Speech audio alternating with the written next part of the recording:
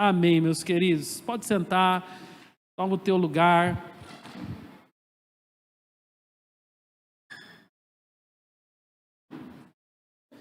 Amém. Eu quero compartilhar algo do Senhor para os nossos corações essa manhã.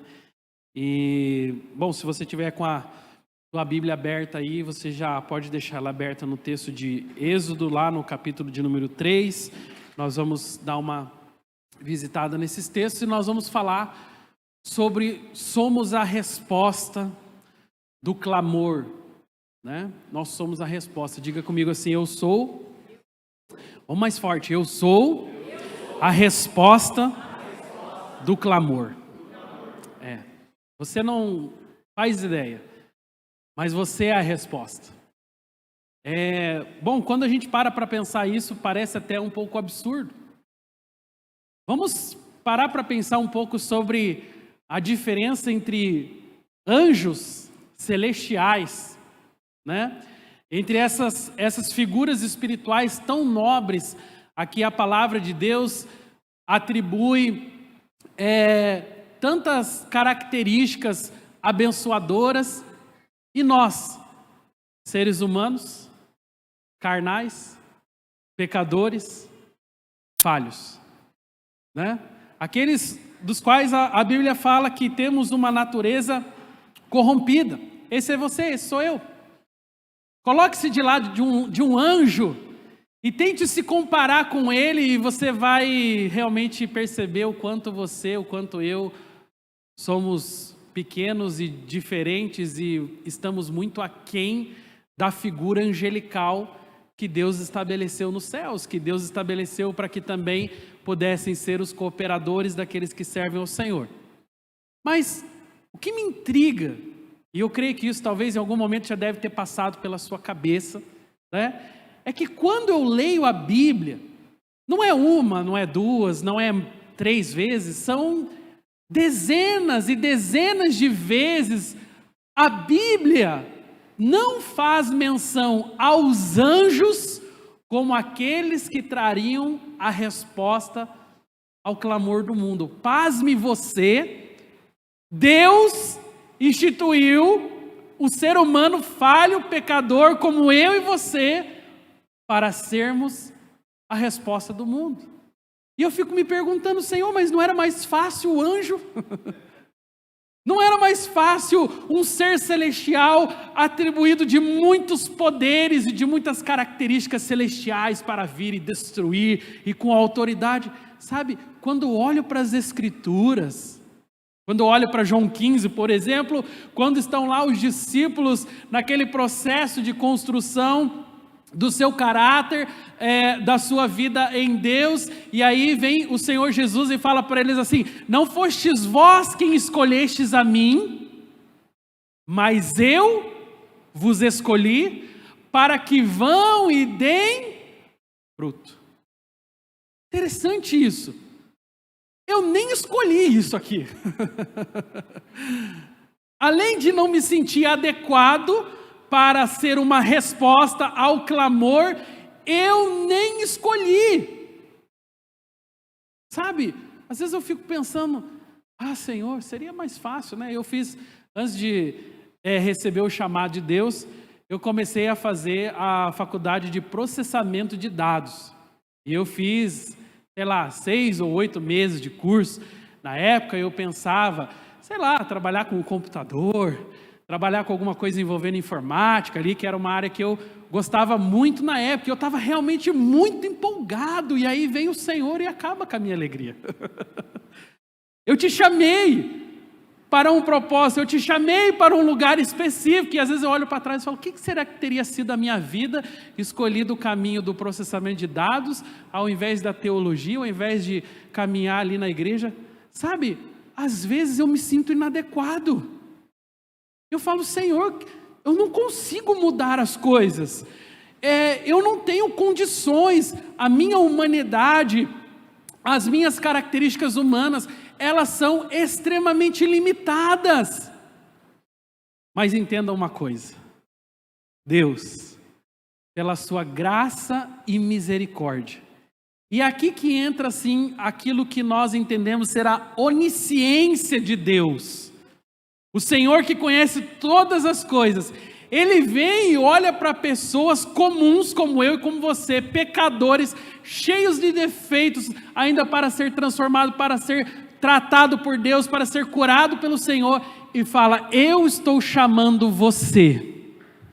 Aí você olha e fala: não, acho que o senhor errou o endereço, era aqui, ó, o meu vizinho é uma pessoa muito melhor, aquele irmão lá da igreja, aquele outro, nossa, e aquele então que fala muito bem, aquela pessoa tinha que ser pastor, porque ele se comunica muito bem. Não é assim que nós pensamos? Sim ou não?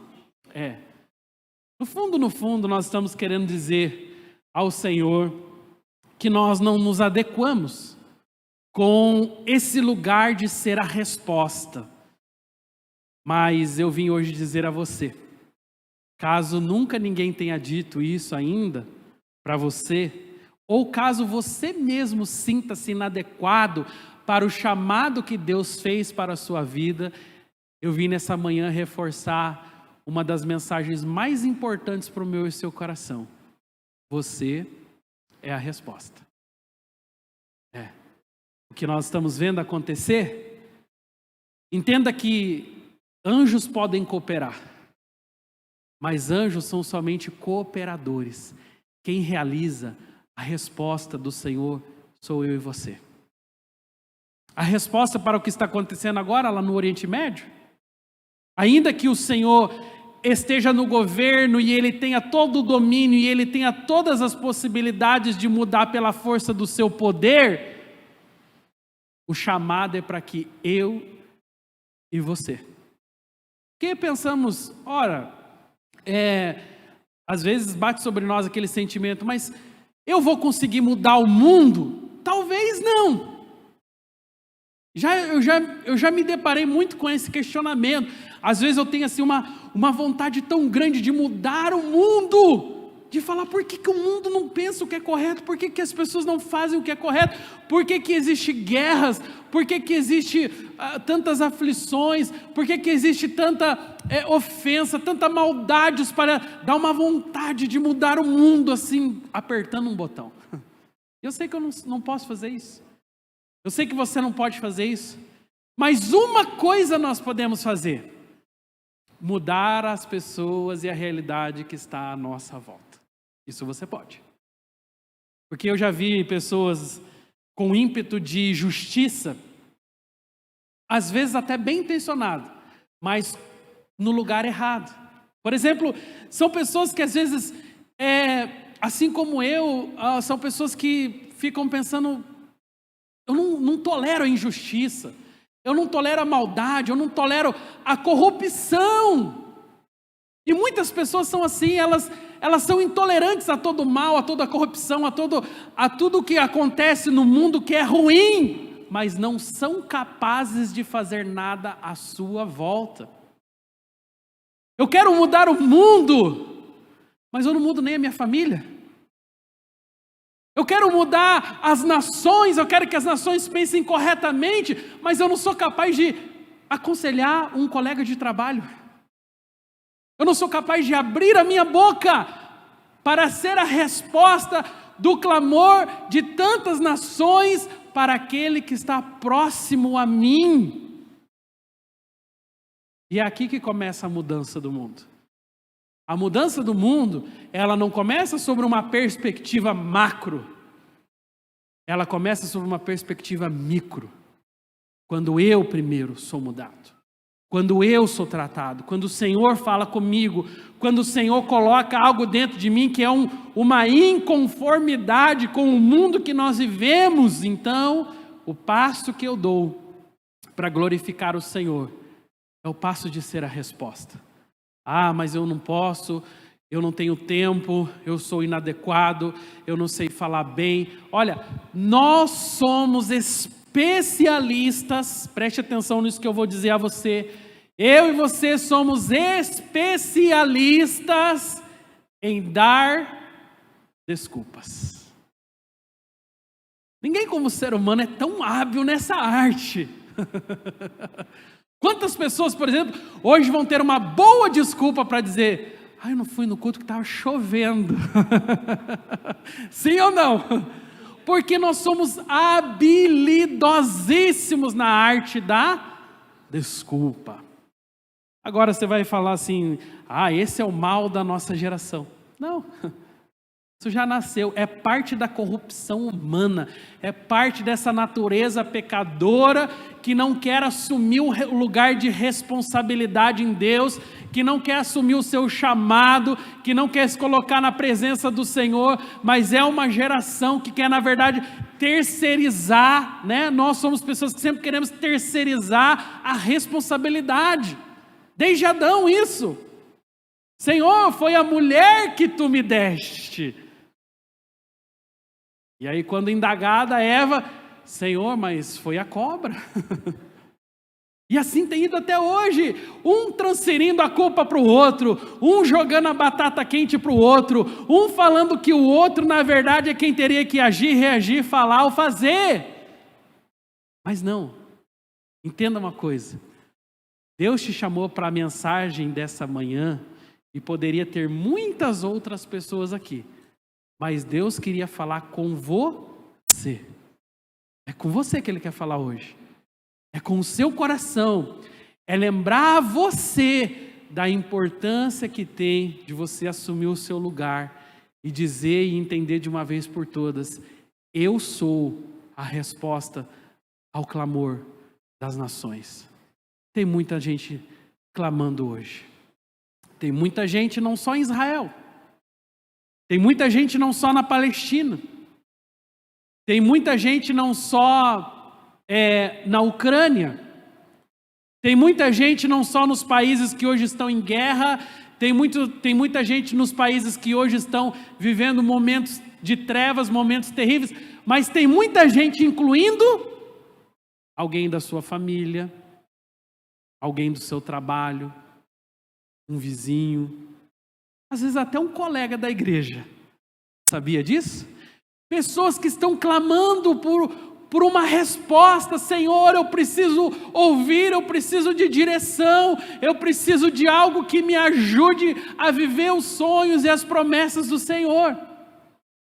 E ainda que nós, tenhamos uma preocupação com o nosso testemunho, com o nosso comportamento, com o nosso estilo de vida, porque acreditamos, e isso é verdade, nós realmente acreditamos que as pessoas olham para a vida da igreja, se inspiram a seguir as pessoas que servem a Deus, as pessoas que servem na vida da igreja, mas ainda que tudo isso seja verdadeiro, mais verdadeiro do que isso ainda, é o fato de que a Bíblia diz assim, a fé, ela só vem pelo ouvir, e ouvir a palavra de Deus. Então, se ela não for declarada, se eu não formos a resposta declarada de Jesus nessa terra, algo novo não vai acontecer. Sabe, a transformação da perspectiva macro que nós tanto sonhamos, não vai acontecer enquanto ela não acontecer na perspectiva micro. Enquanto eu não mudar. Porque eu estou preocupado com o político corrupto, mas a pergunta é, e eu? E eu que sou um Zé Ninguém? Será que a corrupção do Zé Ninguém, daquele que não aparece, que não está em holofote, será que é menos proporcional do que a grande corrupção daquele que, sei lá, está em um cargo político? Não, é corrupção igual, é pecado igual, ofende a Deus igual. Só que a gente está preocupado com, se eu fiquei com o troco da padaria, é tão grave se eu fiquei com o lucro da Petrobras sem ter o direito, sim ou não? É meu? Não é meu.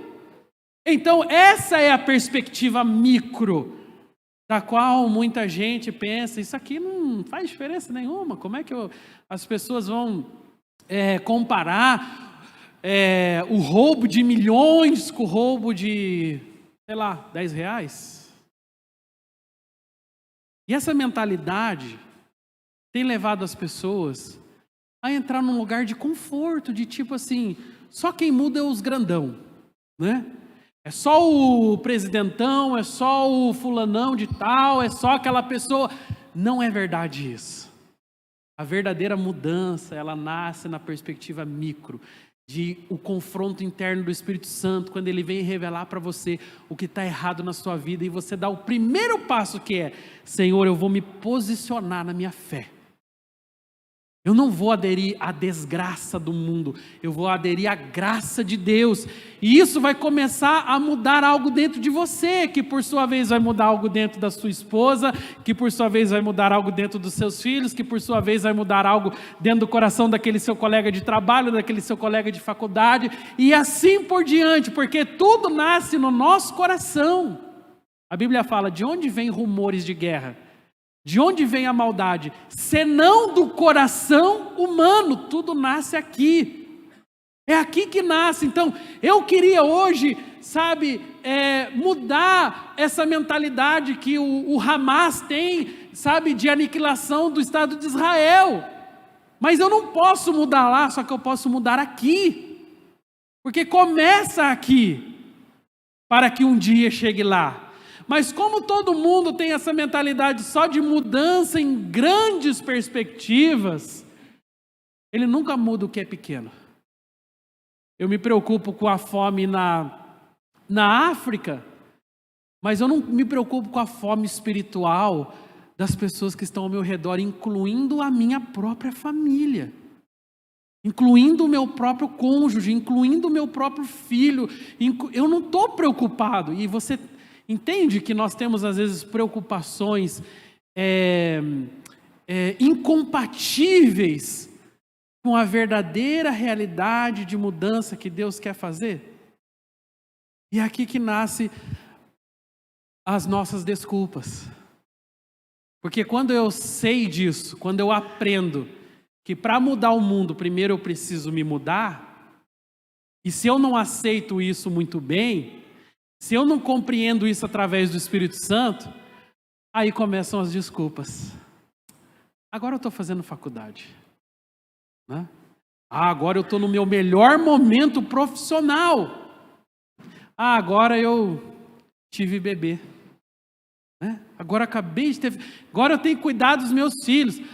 Mas agora acabou de ser aberta uma grande oportunidade, eu tenho que aproveitar a grande oportunidade. E aí tudo que é de Deus, comparado com aquilo que às vezes eu recebo como proposta humana, fica tão pequeno. E isso é tão trágico, que no final, irmãos, revela a nossa incoerência bíblica. No final revela o egoísmo que está dentro do nosso coração, e é assim que nascem as desculpas.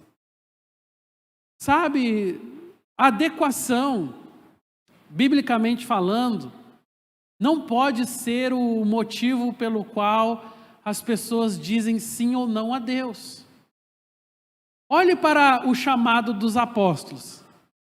Que coisa absurda é aquilo, gente? Homens, começa por iletrados. Segundo, eram pessoas, completamente... Vamos pegar Pedro quando vê lá os soldados chegando para pegar Jesus no Getsêmani. Já arrancou a espada e na orelha do Malco. Era esses santões aí né? Vamos pegar Tiago e João, os dois irmãos que Jesus deu o apelido para eles de filhos do trovão. Porque eles falaram: Senhor, se o Senhor quiser, nós mandamos vir fogo do céu e vai acabar com a raça desse povo todo aqui. Esses eram os bonzinhos discípulos de Jesus. Que a gente olha e fala: não, mas não tem como me comparar. Eles eram os discípulos de Jesus, eu sou o vice-treco do subtroço. Né? Quem sou eu perto dos discípulos de Jesus? Não é assim? Mas você é o mesmo ser humano que os discípulos de Jesus eram na igreja primitiva. Com a diferença que aqueles homens, olhando para Jesus, começaram a ver um padrão de mudança de responsabilidade, e com todos os problemas deles, e com todas as lutas internas que eles tinham, e com todas as mudanças que eles tinham que sofrer, em algum momento eles se levantaram e passaram a seguir Jesus. Um dos textos que eu mais gosto de ler na Bíblia é Mateus 9:9, que é o chamado de Levi, o famoso Mateus. Aquele homem era um fiscal concursado da Receita Federal, gente. Ele era o famoso coletor de impostos. Era o cara garantido no concurso. Estou aqui, né? O imperador paga meu salário direitinho com juros. Eu ainda dou mais uma roubadinha aqui para dar uma agregada lá em casa. Era o cara que tinha assim todos os motivos para falar: eu não abro mão do meu cargo. Leia Mateus 9:9 e você vai se impressionar, porque um olhar de Jesus, um olhar e uma palavra foi suficiente. Ele falou: Levi, segue-me. E esse cara se levantou e foi seguir Jesus. E se tornou um dos mais impressionantes discípulos de Jesus. Tanto que hoje nós lemos o livro de Mateus, o início do Novo Testamento, porque alguém em uma posição confortável tinha um senso de justiça no seu coração que era maior do que a necessidade de salário, que era maior do que o reconhecimento público do concurso que ele passou. Era um senso de justiça pelo mundo. E ele só viu isso quando ele olhou no olhar de Yeshua. Quando ele viu a expressão do mestre que estava passando por aquela região e ele estava pegando pessoas. Improvável. Está ali um improvável. Mas o que dizer dos pescadores? Homens iletrados. Homens que não tinham formação cultural. Homens que não conheciam o Pentateuco. Homens que não se comparavam com os escribas, com os fariseus, com os doutores da lei. Mas eles tinham a característica mais importante para quem encontra Jesus. E nós falamos isso sempre no nosso curso de líderes. Chama-se disponibilidade. Jesus não usa o doutor da lei porque ele é conhecedor, embora Deus também possa usá-lo. Mas ele usa o disponível. E hoje nós não estamos disponíveis para o Senhor. Eu quero mudar o mundo. Eu tenho um senso de justiça no meu coração. Eu não concordo com a corrupção. Mas eu não quero dar um passo de fé. Muito bem. O texto de Êxodo 3:9 é o texto que eu escolhi para começar a nossa reflexão. Aqui a palavra diz sobre um clamor que chegou até os ouvidos do Senhor. Olha o que a Bíblia diz. Pois o clamor de Israel chegou até a mim. E também vejo que a opressão com que os egípcios os estão oprimindo. Diga comigo assim, o clamor, mais alto. O clamor sempre chega a Deus. E foi isso que aconteceu. O povo começou a clamar. Eram anos e anos de escravidão. Eram anos e anos de morte, de opressão, de vergonha que aqueles homens, que aquelas famílias viviam na sua dura escravidão. Eles eram torturados, eles eram manipulados, eles eram forçados a trabalhos escravos de horas e horas.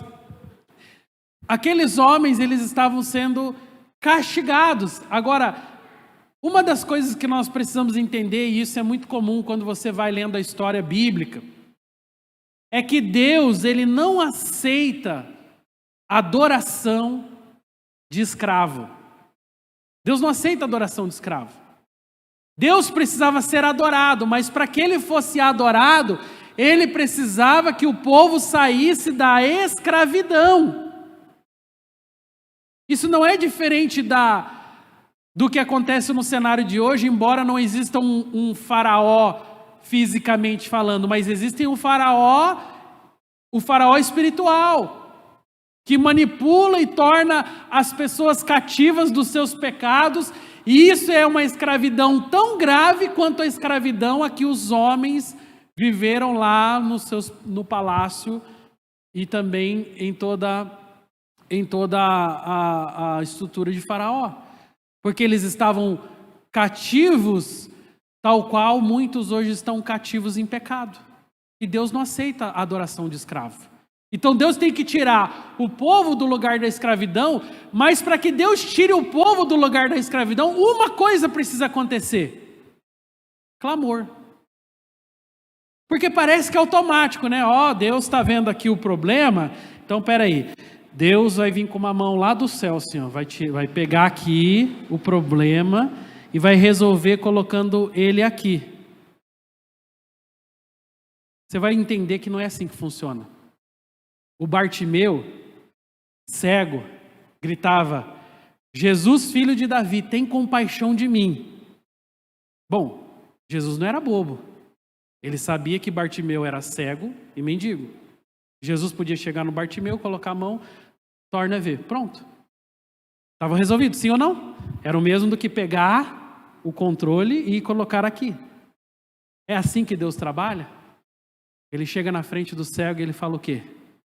Bartimeu, que queres que eu te faça?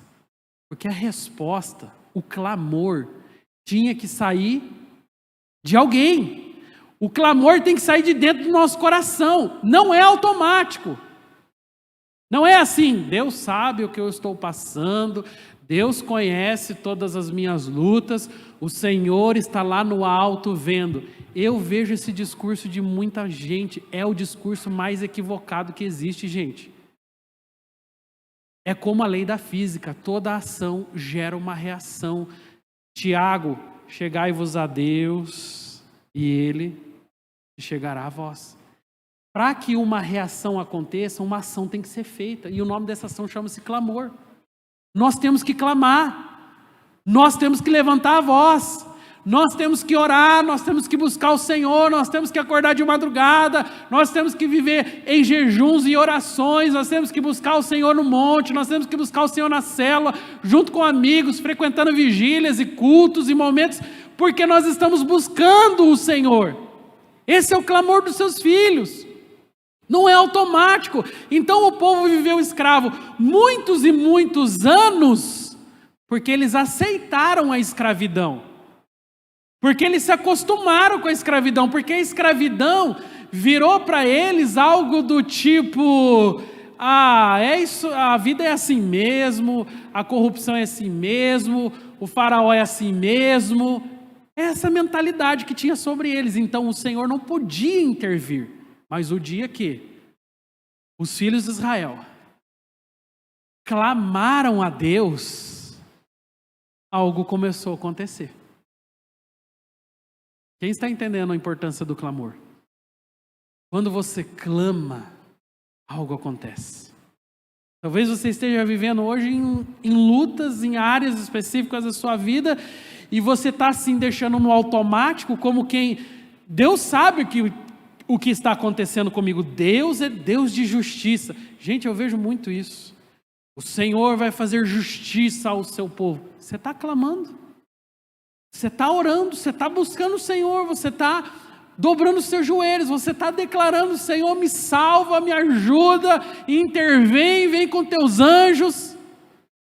Estou falando com alguém hoje? Então, essa é a importância do clamor. E aí entram as desculpas. Mas Senhor, o Senhor vai usar a mim. Gente, quem foi Moisés? O grande libertador. Enquanto o povo estava clamando, Deus estava levantando uma Joquebede. Enquanto o povo estava clamando, Deus estava preparando um bebezinho que vai ali no rio Nilo e que vai chegar às mãos daquela princesa e que vai mudar todo o quadro da história. Para quem acha que Deus está em silêncio, para quem acha que Deus não está fazendo nada, para quem acha que o Senhor não está agindo em resposta ao clamor do seu povo, olha, não se admire de um dia imaginar que, por exemplo, Você pode não saber, mas nesse momento, lá em Brasília pode ter uma Joquebede, lá no Palácio do Planalto pode ter um Moisés nascendo, e às vezes a gente está assim, mas Deus não faz nada, as coisas estão acontecendo, o mundo está caindo ao nosso redor. Gente, Deus está preparando uma grande revolução sobre a terra, mas depende do clamor. A igreja calada é uma igreja escrava. É uma mentalidade de egípcio, sob o cativeiro de Faraó. A igreja clamando, ela é a igreja, é a vida pulsando, é a vida celestial pulsando sobre as nossas veias. Mas nos omitimos a isso. E Moisés deu muitas desculpas ao Senhor, porque Deus ouviu o clamor do seu povo, mas entre Deus ouvir o clamor do povo e a libertação de fato acontecer, algo ou alguém precisava ser levantado, sim ou não? E quem Deus levantou? Moisés. E aí quando olhamos para Moisés, quem foi Moisés? O príncipe do Egito, treinado nas armas, tinha aula de espada, de luta, todos os dias ali no palácio, foi treinado para ser um grande guerreiro, sim ou não? Olhamos para Moisés como essa figura de uma pessoa importantíssima, de uma pessoa talvez até inalcançável aos olhos humanos, que afinal de contas foi treinado como um guerreiro. Então, mas pastor, como me comparar com Moisés?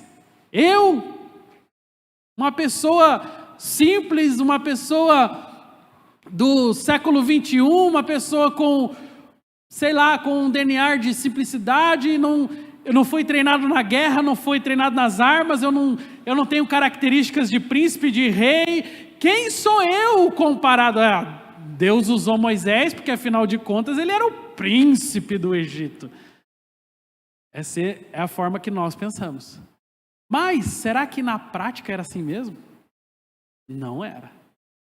E eu vou mostrar para você como não. A Bíblia nos fala sobre a primeira desculpa de Moisés.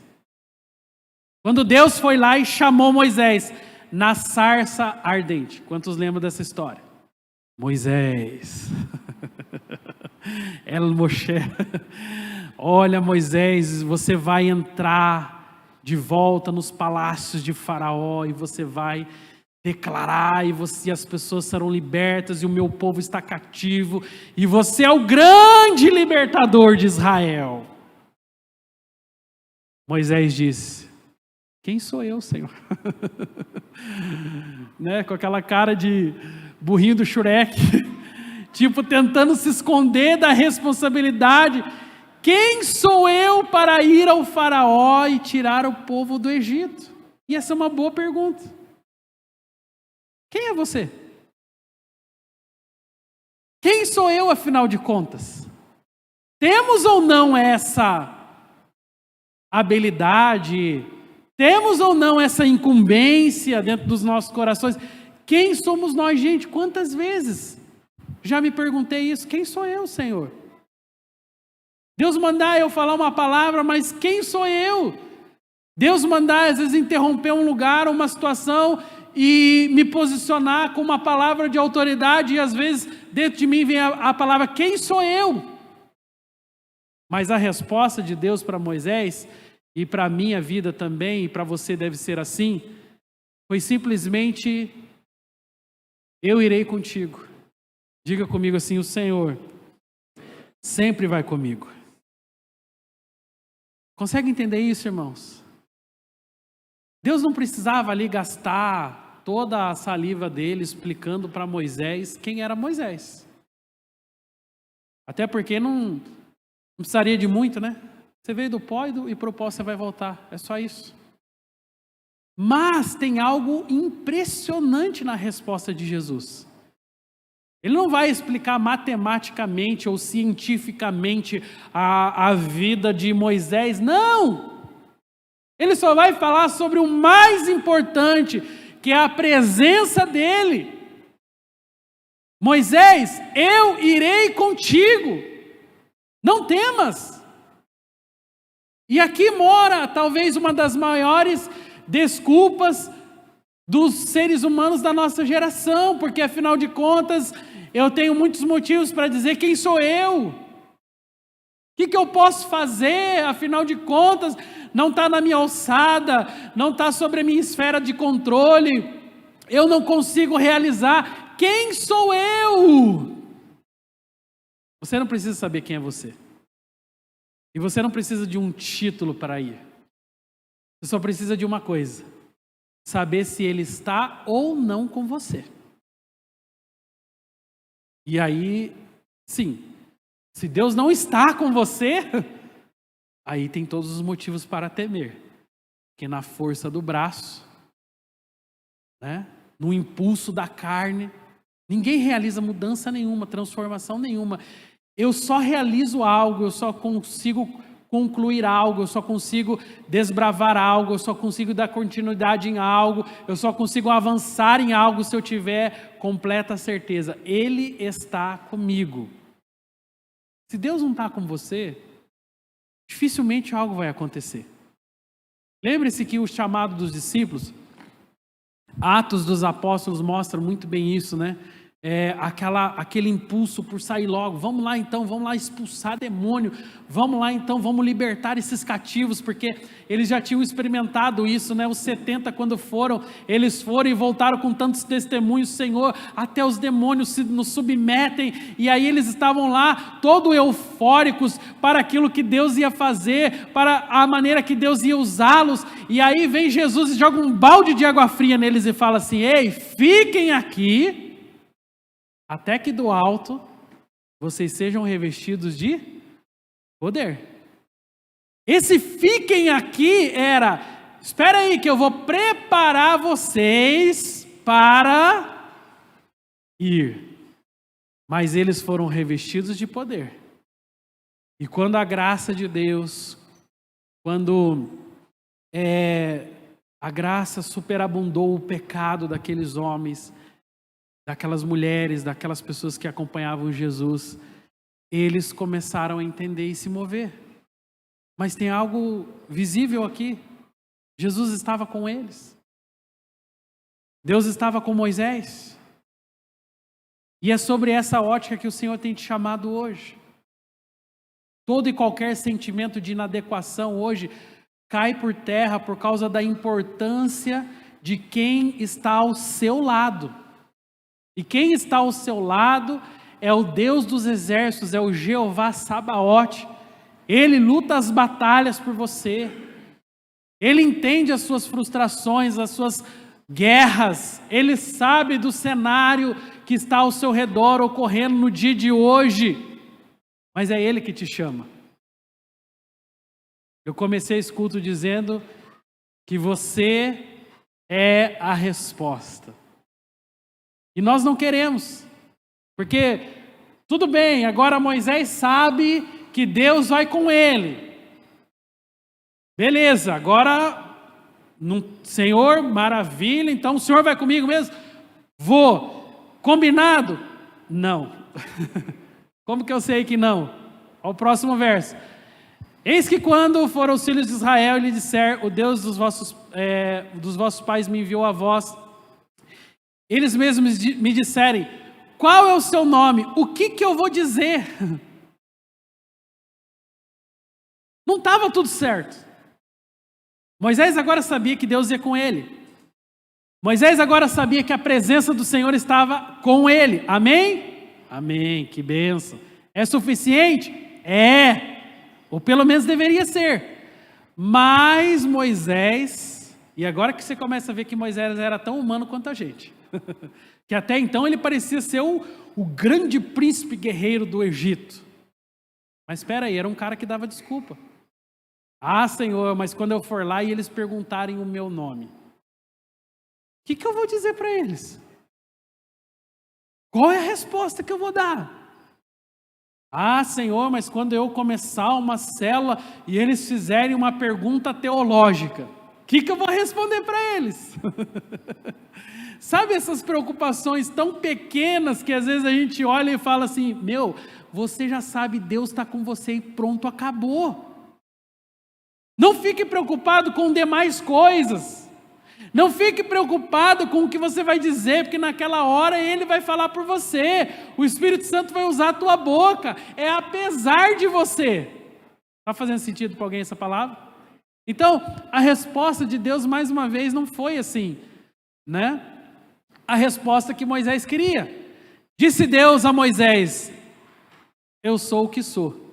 Disse mais: assim dirá aos filhos de Israel: eu sou me enviou a vós outros.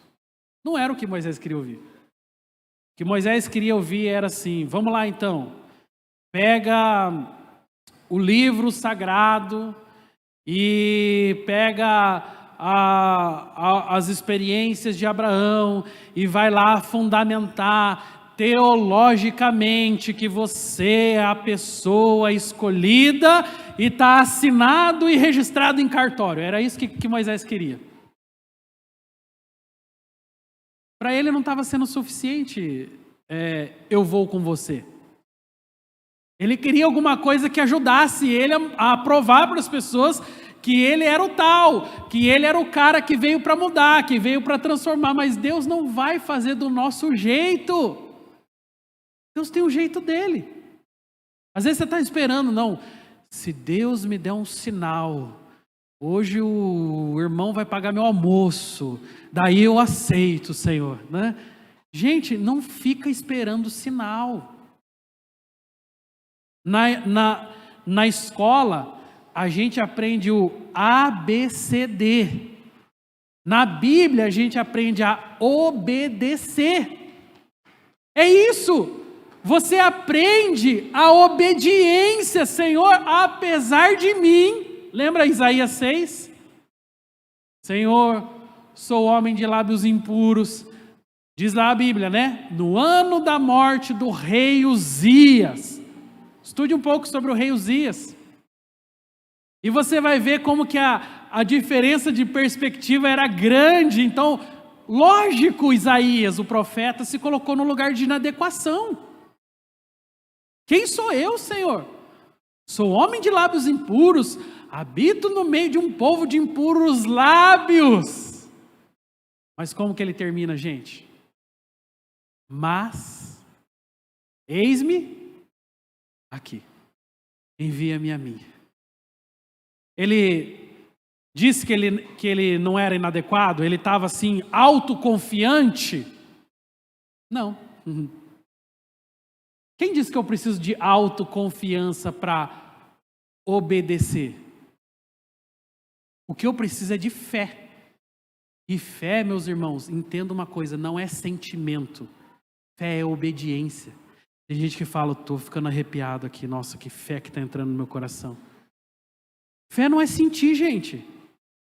Fé é obedecer. É falar, Senhor, apesar de mim, eu sou inadequado mesmo.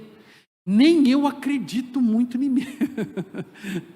Mas se o Senhor mandou, e se o Senhor falou que vai comigo, amém, eis-me aqui. Foi isso que Isaías fez, gente. Foi assim que o chamado de Isaías começou, e ele foi um dos grandes e maiores profetas que levaram a cultura do céu, que levaram a cultura do reino de Deus, que declararam a palavra entre as nações, que fez se levantar muitos homens e mulheres ao redor dessa terra, inspirados pelo chamado que Deus fez para um homem inadequado como ele era. Só que nós somos os reis da desculpa. Senhor, eis-me aqui, envia o outro. Senhor, eis-me aqui, mas envia aquele que fala bem, né? Aquele lá, ó, como ele se comunica, tem voz de locutor, né? Aquela pessoa ali tem sabedoria, fez 300 anos de teologia, conhece a Bíblia de capa a capa. Sabe, a gente começa a se colocar no lugar que Deus não nos mandou colocar. Deus só te chamou para obedecer. E aí entram todas as nossas inquietações, aí entram todas as nossas desculpas, não, porque eu estou passando por um processo. Gente, eu já ouvi tanto isso na minha vida que me cansa quando eu ouço de novo. Não, pastor, eu estou passando, só que ele está há 50 anos passando por um processo. Não é 20 dias, não é 6 meses, não é um ano, fica a vida inteira. No final, sabe o que é? É irresponsabilidade. Para olhar no espelho, para confrontar o pecado e falar: ei, sem vergonha, sai daí logo, Deus não te chamou para esse lugar. Então assim, isso faz atrasar o plano de Deus. Aí eu vejo a guerra acontecendo, aí eu vejo a corrupção, aí eu vejo a maldade. Por que as pessoas são assim? Por que o mundo está desse jeito? Porque você não saiu do lugar que Deus te chamou. Porque você não está fazendo nada. Porque eu e você temos mais desculpa para dar para Deus do que resposta ao clamor. E Deus está hoje chamando você. Deus está hoje quebrando todo e qualquer argumento de inadequação, de desculpas, de dizer por que não isso, por que não aquilo outro, e dizendo: ei, cria vergonha na cara, amadurece, cresce, responde ao chamado que Deus tem para a tua vida, senão você vai se comparar à grande multidão de pessoas. E a grande multidão é assim mesmo. Elas falam: não tem a ver comigo, né? Eu sou uma pessoa boa, não mato, não roubo e babá. Isso é suficiente, gente? Não. Isso não é suficiente. Porque na verdade, isso é só a obrigação. Não matar, não roubar, ser uma pessoa moralmente correta, eticamente correta, beleza, isso é a obrigação de todos nós. Chamado é outra coisa. Chamado tem a ver com a sensibilidade de ouvir a voz de Deus, de ser confrontado pelo Espírito Santo. E é por isso que eu entendo assim: quem é chamado não tem volta mais. Deus vai bater na porta todos os dias. Não foi hoje, aí, amanhã Deus está lá de novo, porque você é chamado. Agora queira Deus que você atenda e entenda que o tempo corre. Noé estava lá: gente, entra na arca. Gente, vai cair água sobre a terra. Vem você, aproveita. O Senhor está chamando. Mas a Bíblia tem um versículo que me dá medo quando eu leio. A Bíblia fala assim: um dia romperam as comportas dos céus e caiu água sobre a terra sem medida. Porque tem limite para a arrogância humana. Tem limite para a dureza de coração. Tem limite para a falta de posicionamento. Um dia a comporta do céu rompe. É por isso que Hebreus fala: hoje, se vocês ouvem a voz do Senhor teu Deus, não endureça o seu coração. Como em Meribá, ele estava falando sobre o momento que o povo endureceu o coração. É hoje, gente. Não é amanhã, não é quando terminar a faculdade, não é quando você ficar velhinho, gagá, falar: agora eu já não tenho mais nada para fazer na vida mesmo. Agora que a igreja precisar de mim, eis-me aqui. Deus quer a tua juventude, Deus quer o teu talento, Deus quer a tua sabedoria desse momento, Deus quer os seus dons, sabe? O Senhor quer nos usar para a glória dEle. E aí você tem que escolher um lugar, ou você vai escolher o lugar da desculpa e ficar a vida toda falando: amanhã, depois, um dia. Mas um dia acaba. É tempo de despertar. É tempo de sair da zona de conforto e falar: Senhor, eu sei, eu sou inadequado mesmo. Não tenho tudo que eu gostaria de ter ainda. Não sou ainda como fulano. Mas quem disse para você se comparar com fulano, ciclano? O que mais importa é: o eu sou te chamou. O eu sou vai com você. A presença de Deus já está ao seu lado. Moisés já devia ter saído do lugar da desculpa já na primeira palavra de Deus. Mas ele continuou, porque ainda muitas dúvidas estavam sobre o seu coração. E respondeu Moisés: mas eis que não crerão. Quantos já disseram isso também? Mas agora eu estou indo na igreja, eu estou vivendo uma transformação na minha vida, Mas aí você lembra assim, quando eu entrar no meu trabalho, quando eu chegar na minha família, eles não vão crer. Eles não vão crer, porque afinal de contas eles me conhecem, conhecem a minha história, conhecem meu passado, conhecem as minhas lutas, conhecem tudo o que aconteceu. Eles não crerão. Aí você já dá um passo, eu diria não, 2 passos para trás. Você já está declarando que eles não vão crer. Alguém vai crer no que nem você mesmo crê? Não. Moisés começou a aumentar o nível da desculpa, quando ele diz, nem acudirão à minha voz. Em outras palavras, eles não vão me ouvir. Eles não querem saber que eu vou ser a mudança para eles. E uma das coisas que a gente aprende, irmãos, e eu aprendi isso nos meus anos de liderança ministerial, nunca subestimar pessoas. Eu já cometi esse erro algumas vezes. Às vezes olhar para a pessoa e falar, nossa, que performance. Meu Deus, esse irmão, essa irmã vai voar. Deus vai usar extraordinariamente, porque olha só o dom, olha a presença, olha aí, ladeira abaixo. Coloquei expectativa,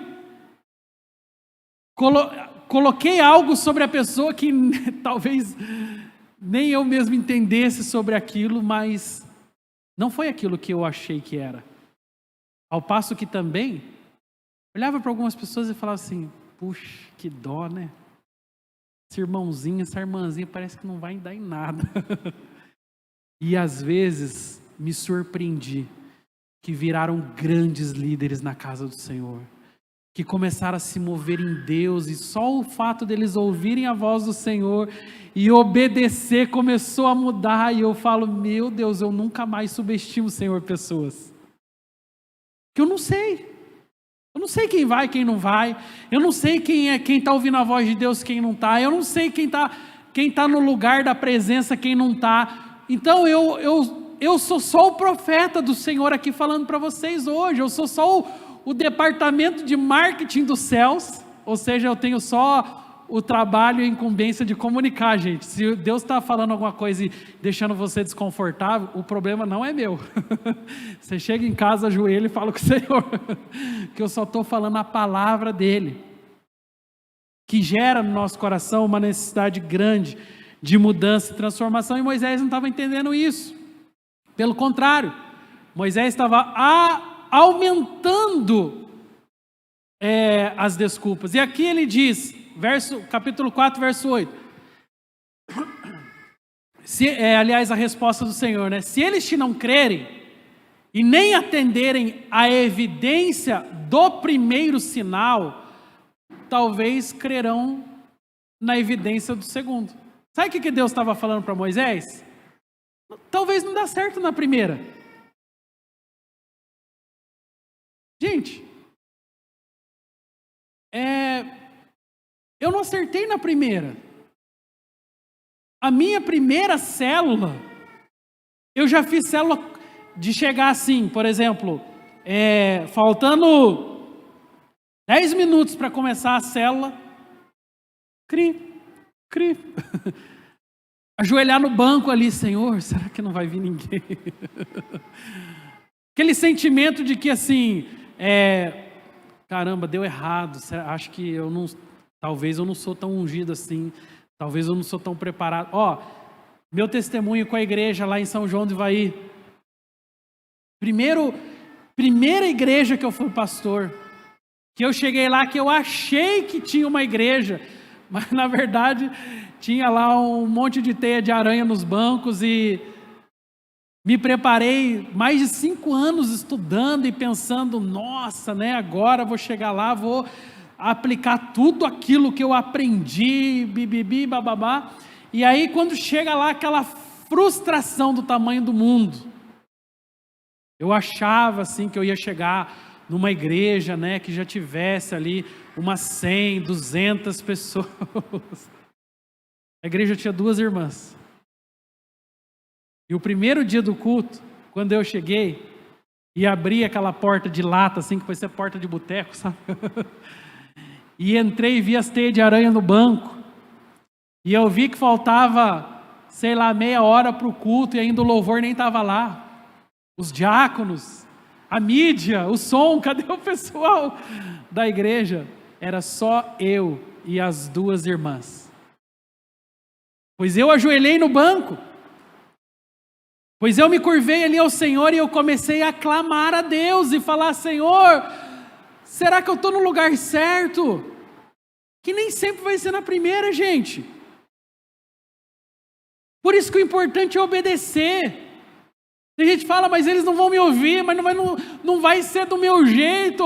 Eu já quero chegar assim explodindo, eu já quero ser o máximo, eu já quero impressionar todo mundo e todos. Não vai ser assim na primeira. Deus deixou claro para Moisés, o importante é obedecer. Quando você obedece, talvez venha no segundo sinal. Mas se obedeceu, se permaneceu, se perseverou, Deus vai dar a vitória na hora certa. Você crê nisso? Assim você pode aplicar para a sua liderança de célula, assim você pode aplicar para a sua vida profissional, assim você pode aplicar para a sua vida conjugal, assim você pode aplicar para a educação dos seus filhos. Nem sempre na primeira, gente. Não acertei tudo de primeira, aliás, algumas nem de segunda. Sou de terceira, quarta, quinta, sexta tentativa para alguma coisa funcionar. Então o que determina a vitória, a promessa do Senhor e o sucesso em Deus é a perseverança, é a luta. Deus estava deixando isso claro para Moisés. Então, vamos parar até aqui e falar assim: Moisés já tinha motivos suficientes para seguir a Deus, sim ou não? Sim ou não, gente? Então, Moisés, agora você vai? Não. Vamos ver. Verso 4, aliás, verso 10 do capítulo 4. Senhor, mas eu não sou homem eloquente. Eu não fiz curso de falar em público, Senhor. Como assim? Eu não tenho como, Senhor, eu não sou homem. Nem ontem, nem de anteontem, nem ainda desde que tens falado ao teu servo, porque sou pesado de boca e sou pesado de língua. Quantos já usaram essa belíssima desculpa? Quem sou eu, Senhor? Não sei falar, sou tímido, não falo eloquentemente como um locutor, eu não tenho toda essa desenvoltura de comunicação. Meu Deus, se pararmos aqui, irmãos, mais da metade fica para trás. Quem que tem, gente? Deus falou assim: Moisés, amanhã mesmo, vai lá no Senac e faz o curso de falar em público, que eu vou preparar você para agora movimentar o Egito. Foi isso que Deus falou? Não foi, gente. Ele não tinha que saber falar. Pastor, mas o líder célula não fala? Fala, mas ele fala o que vem de Deus. Você precisa saber o que Deus quer.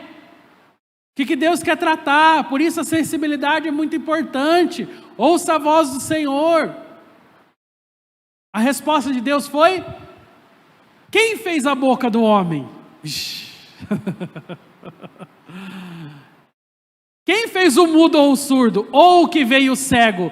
Não sou eu o Senhor? Então vai, pois, agora, e eu serei com a tua boca e te ensinarei o que hás de falar. Gente, essa aqui era para o cara tremer na base. Isso aqui era para o Moisés falar: acabou, gente, acabou. Não tem como mais, não tem como fugir, não tem como ir para o lado, para a direita, para a esquerda. Deus fez a boca, Deus fez o surdo mudo, Deus preparou o caminho, vai agora, Ele está dizendo, abre a sua boca, eu vou te usar. Olha como Deus é prático, gente. Diga comigo assim, Deus é prático. Tem gente que fala, não, mas eu ainda não sou PhD em teologia, eu não fiz doutorado em... Gente, Deus é prático. Ele manda falar, é só abrir a boca. Viu alguém no mercado? Você tem duas opções, ou vai passar pelo raciocínio lógico, onde você é um idiota, onde você é uma pessoa que, né, um louco que aborda a pessoa, que fala do amor de Deus para aquela pessoa, ou você vai escolher o caminho, peraí, Deus me mandou falar alguma coisa para essa pessoa, você vai lá e fala, ó, o Senhor mandou dar uma palavra, e Ele tem as promessas dEle para a sua vida, e Ele falou que Ele não esqueceu de você, que a tua história não terminou naquele episódio da sua vida, e bum, vira as costas e sai correndo. Mas, na maioria das vezes, do que você tem medo, do que eu tenho medo?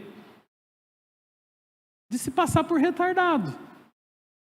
Eu penso, gente, é melhor ser um retardado na mão de Deus, obedecendo o Senhor, do que ser um mega intelectual que não obedece o Senhor. A pastora Mônica falou aqui, nós em alguns momentos vamos fazer loucuras pelo Senhor. Paulo diz, me fiz de louco para ganhar os loucos, me fiz de sábio para ganhar os sábios. Porque você precisa entender que o mais importante é obedecer. Diga comigo assim, o mais importante é obedecer. Fala para quem está ao seu lado, obedecer. Estou terminando. O louvor já pode subir aqui. Falava o Senhor a Moisés face a face, como qualquer um fala ao seu amigo. Meu Deus.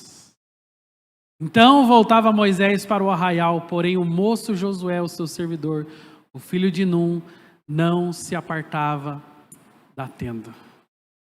E aqui nós vemos que as desculpas de Moisés, elas foram se acabando.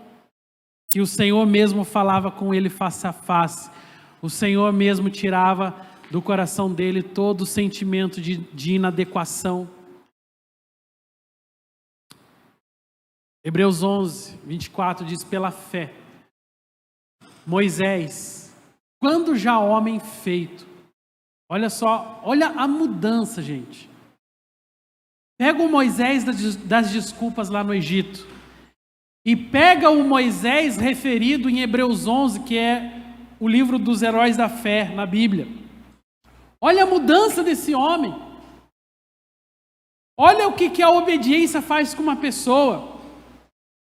Pela fé, Moisés, quando já homem feito, recusou ser chamado filho da filha de Faraó, preferindo ser maltratado junto com o povo de Deus, a usufruir dos prazeres transitórios do pecado, considerou o opróbrio de Cristo por maiores riquezas do que os tesouros do Egito, porque contemplava o galardão.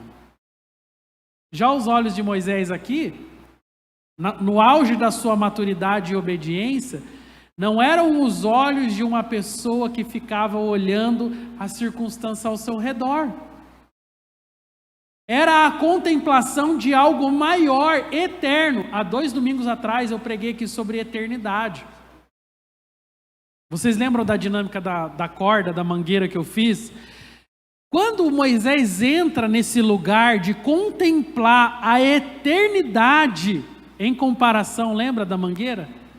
Com aquele pedacinho da vida, que é o Salmo 90 diz 70 ou em havendo vigor 80 anos. Quando a comparação vem, Moisés não titubeia. Moisés não anda mais para trás. Agora ele considera por opróbrio de Cristo, por maiores riquezas do que os tesouros do Egito, porque ele contempla um galardão. E aqui está a resposta. Você vai ser o resultado do lugar onde os seus olhos estão. Se os seus olhos estão na eternidade, Você não está nem aí para o que pensam de você, o que falam de você, ou o sentimento de inadequação. Mas se os seus olhos estão nas pessoas, no julgamento das pessoas, no comportamento do mundo, naquilo que o mundo acha e deve ser o filosoficamente correto para a sua vida, ok. Você está preocupado com aquela faísquinha ali da sua vida. Você está preocupado com algo passageiro, com algo sentimental, com algo que às vezes só revela o quão rasteiro está o seu nível espiritual. Mas quando contemplamos a eternidade, quando nós entendemos, cara, não para aqui. Deus fez o homem, Deus criou a terra, Deus criou os seres magníficos que nós vemos hoje, Deus criou as estrelas, Deus criou os buracos negros, Deus criou as galáxias que são imensas. É porque Ele tem algo além da vida. Então, se eu não obedecer a Deus em vida, o que falaria eu da eternidade? São poucos os anos, são poucas as oportunidades, e é por isso que passa. Não dá para ficar empurrando com a barriga, não dá para ficar deixando para amanhã, não dá para ficar falando, um dia eu vou ter compromisso com Deus, um dia eu vou assumir a minha fé. Ei, é hoje.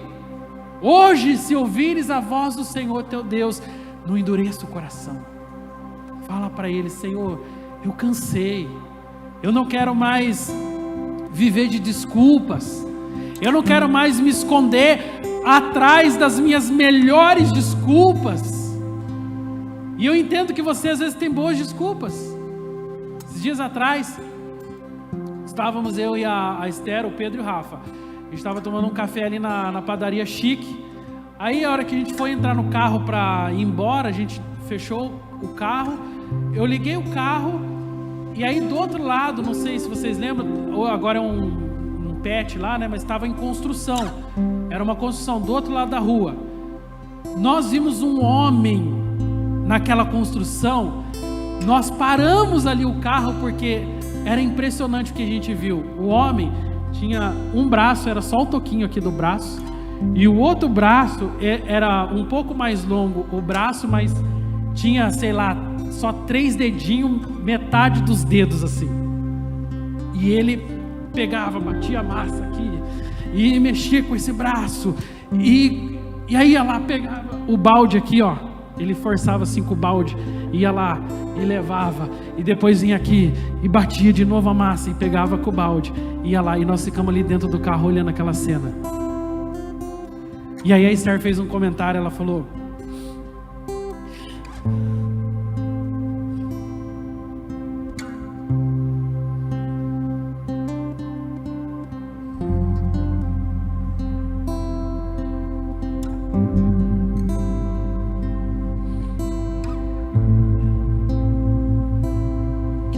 foi que esse homem tinha todos os motivos para ser uma vítima da vida.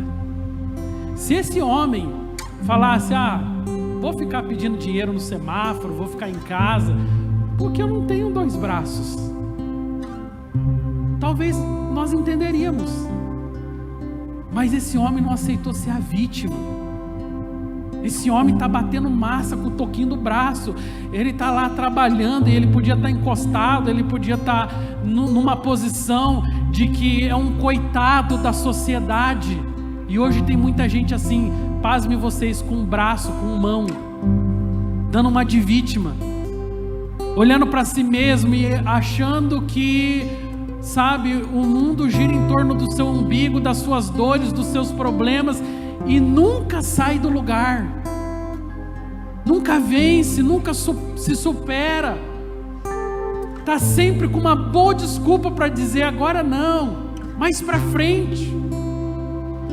E é sobre isso que nós estamos falando, sobre um reino emergente. Eu quero mudar o que está acontecendo em Israel, eu quero mudar o que está acontecendo em Brasília, mas primeiro tem que começar aqui dentro. Primeiro eu preciso mudar o meu coração, primeiro eu preciso mudar a minha família, primeiro eu preciso lançar semente na minha vizinhança, primeiro eu preciso levar as pessoas para mais perto de Jesus, senão nada disso acontece. E Deus só está esperando sim. Deus só está esperando o passo de fé. O Senhor só está esperando a resposta ao clamor. E você é a resposta.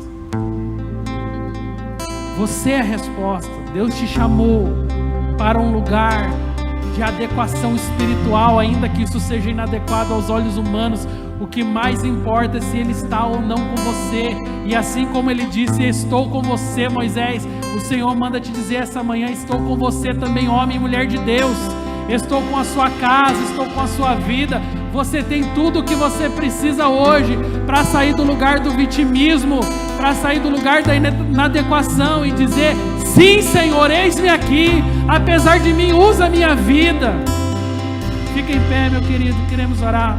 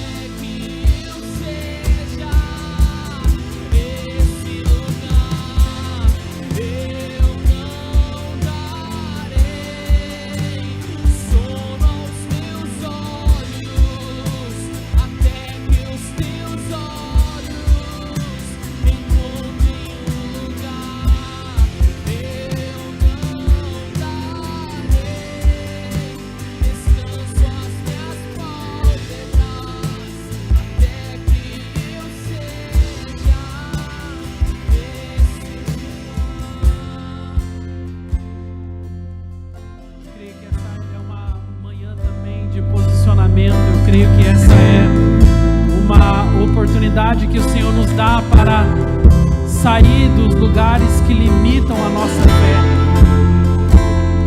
Sabe, eu não sei se você compreendeu essa palavra, mas toda a ação gera uma reação. Se você não fizer nada, não adianta entender o que é correto. Se você não se posicionar, não adianta supostamente conhecer as Escrituras, ou frequentar uma igreja, ou estar perto de pessoas que frequentam. Não! É radical assim. Tem a ver com posicionamento, tem a ver com sim ou não. Tem a ver com o lugar que você escolhe, e o lugar que você escolhe pode determinar o resto de toda a sua vida, inclusive eterna. E hoje o Senhor está abrindo uma grande possibilidade nesse lugar. Uma possibilidade de tirar você do lugar das desculpas. Talvez você já foi usado para dar as suas melhores desculpas, porque não veio antes, porque não tomou uma decisão. Hoje é o dia de dar um basta nisso. Hoje é o dia que Noé te chama para a arca. Hoje é o dia de se posicionar e falar: Senhor, eu me sinto inadequado mesmo, mas eu não quero usar isso como uma desculpa para não cumprir, para não realizar, para não fazer o que o Senhor me chamou a fazer, para não posicionar na minha fé, para não declarar que o pecado não tem mais lugar sobre o meu coração. Mas é hoje, se ouvires a voz do Senhor teu Deus, não endureça o teu coração. Quero orar por pessoas que hoje querem posicionar a sua fé, hoje querem dar um basta, hoje querem declarar para o céu e para o inferno que vocês estão aqui para servir o Senhor, dependem do Senhor, não serão mais usados para dar desculpas.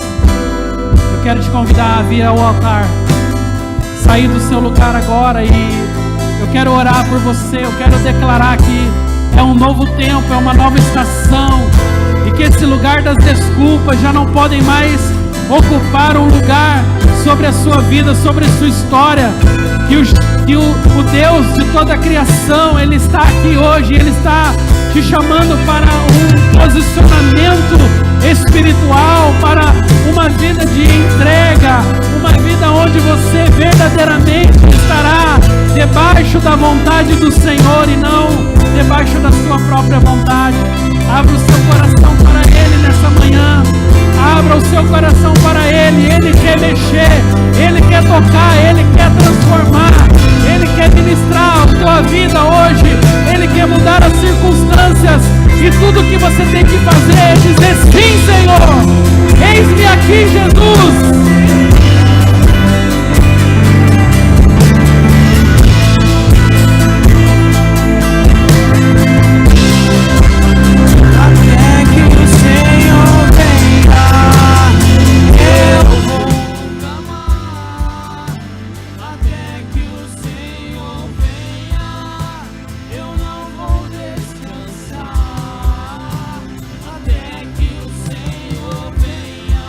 Eu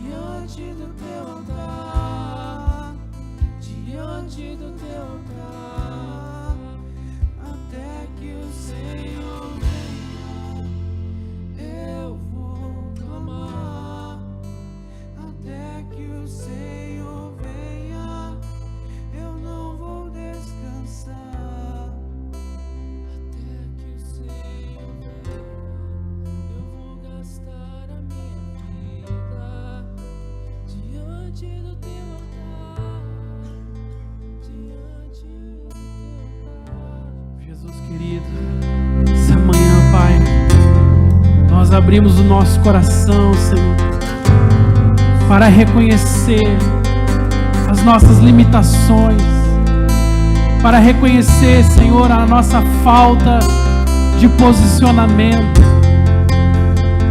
para reconhecer, Senhor, quantas e quantas vezes usamos das nossas melhores desculpas para não atender ao chamado do alto. Usamos as nossas desculpas para nos defender, Senhor, quando na verdade tudo está pronto, quando na verdade já existe uma palavra sobre o meu coração, quando na verdade o Senhor já determinou vitória sobre as nossas vidas, quando o Senhor já nos prosperou e abriu o caminho e nos deu tudo o que nós precisamos. Senhor, nos perdoa pela falta de compaixão. Nós vemos um mundo caído em corrupção e pecado. Nos perdoa, Senhor, pela maneira com que muitas vezes nós nos posicionamos ou até mesmo deixamos de nos posicionar. Nos tornamos críticos de tudo aquilo que acontece, mas não somos capazes de mudar nem a nós mesmos. Pai, eu quero clamar ao Senhor hoje, essa manhã. Passa com um bálsamo de restauração e cura e transformação sobre a vida do teu povo. Essa é uma manhã divisora de água, Senhor. É uma manhã de posicionamento santo. É uma manhã de declarar que o sol da justiça está brilhando sobre as nossas vidas. Vem, Espírito Santo. Vem mudar, Senhor, as nossas vidas de dentro para fora. Vem nos permitir, Senhor, viver os melhores anos da nossa vida, fazendo aquilo que a Tua palavra nos diz para fazer, entregar o nosso caminho ao Senhor, confiar somente em Ti e nas Tuas promessas. Coloca os nossos olhos, Senhor, no lugar certo, no lugar da paixão, no lugar do prazer da presença do Senhor, no lugar da entrega dos nossos corações, porque esse é o melhor lugar que nós podemos estar. Pai, eu abençoo os meus irmãos e irmãs que hoje se posicionaram, e eu declaro um novo tempo sobre a vida deles, as promessas do Senhor sobre os seus corações, e eles testemunharão ainda em breve, Senhor. Eu creio que será em breve. Eles vão testemunhar sobre mudanças em suas vidas, sobre mudanças em seus corações, e que todas as coisas se farão novas, para a honra e para a glória do Teu santo nome, no nome de Jesus Cristo. Amém. Aplauda o Senhor nessa manhã. Dê a Ele toda a honra, toda a glória, todo o louvor, toda a adoração ao Rei dos Reis,